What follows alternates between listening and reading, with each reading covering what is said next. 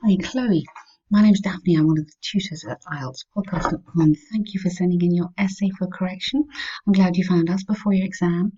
Um, Normally, there should be two tasks. I'm not quite sure if there's a task one that you're meant to send me as well. Maybe you can just check.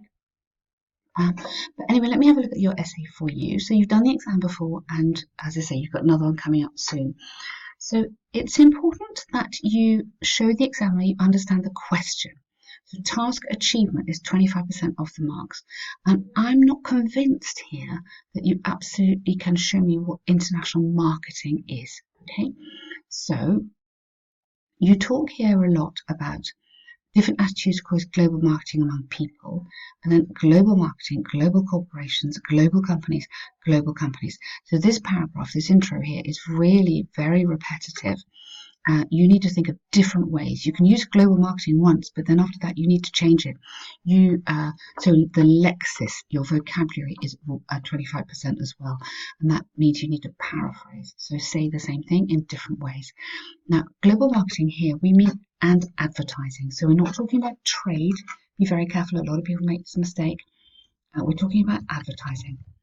So we're talking about enormous companies like maybe Zara or Apple or Nike, companies like this that come into a country, sell their ideas of the West, or Japanese companies that sell their idea of the East, doesn't matter, and the disruption that can have. Okay? So this is what you need to have in your mind, and this is the kind of argument we need to see throughout this. So there are different attitudes towards global marketing and advertising among people. Okay, many people believe that worldwide advertising or sales campaigns can help global corporations meet their objectives. While I understand that the invasion, it's not really an invasion. I think you need to find a different way around that word. While the power of global companies could affect the local market, I believe that their development is essential. So instead of repeating it, go their development is essential and may have many benefits. Don't use a lot of, it's too casual. For these countries' economy and culture. Okay, so that's fine. We would suggest you put in another line. This essay will discuss advantages and disadvantages of this situation using examples from, and I think you need to have some actual examples from real countries to bring this essay, just make it a bit more organized and ground it a bit better. So global marketing, again, you're going to find a way around this. May have, okay, it is often said that global marketing has negative effects on the invaded country. No, on the host, on other countries, or the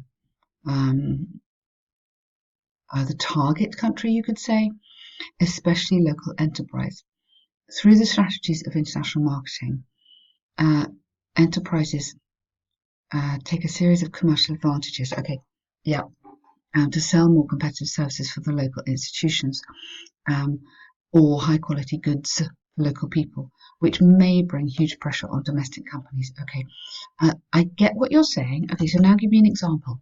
So how has that made a difference? You could say even Starbucks, who have opened up coffee shops around the world, spread the culture, keep talking about culture, traditions, of how people have coffee in America and with a lot of sweet things to eat at the same time, and the negative impact that might have had on countries where they didn't used to eat sweet, so many cakes and stuff, which obviously has had a negative impact on health and also on the local coffee shops maybe. So you need an example here, and I would use a name of a company. Then the examiner knows, oh, okay, great, they understand. However, okay, yeah, so example here. However, for local enterprises, save your opinion till the end. This may be a good opportunity to introduce advanced technology and management forms. Okay. Additionally, don't put and also. Don't start ever with and. Developing countries do need foreign companies to form joint ventures. Yes, okay. This is interesting. Not really about marketing, but it is a possible side benefit. So, okay, fine. On the other hand, so you can have on the other hand, but only if you have on the one hand, because they balance each other. You can't just put this in here without the other one. Global marketing has always played a significant role in different areas due to economic globalization nowadays. Okay? Firstly, through such cross-cultural marketing, school children don't use kids. And practitioners, who do you mean practitioners? You need to tell me what you mean, because that could be anything. Are exposed to many different cultures, which allows them to see the world from a different perspective. I mean, yeah, good point. For example, so give me an example. In China, people involved in international firm would learn how to communicate and cooperate. Yes, this is fine. That is fine, but you need to connect that back to advertising. Okay? It's not about jobs here. It's not about jobs and job creation and opening a new company. That is a side benefit, maybe, but you need to talk about advertising. So here you've said it's not a good idea because it could have a negative effect on the local economy. Here you need to say it's a great idea because we can all learn about each other's countries. We can understand each other. I might see an advert for Australia and I want to go and visit it. I see about Japanese noodles and I want to go and eat them, then I visit, that kind of thing. So keep it to do with products is your safest way to show the examiner you understand. So there's nothing wrong with this, it's just you're not totally on topic, okay?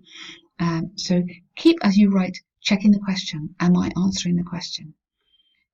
In conclusion, and then is your opinion, yep.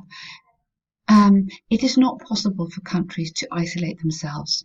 Okay, it is not possible for countries to isolate themselves in this global competitive world. I believe in the future, I believe there'll be a combination of challenges and chances in the global marketing, and that some form of international regulation could be introduced to protect small local businesses. Something like that. Okay. So Chloe, let me just run you through how the examiner would look at it.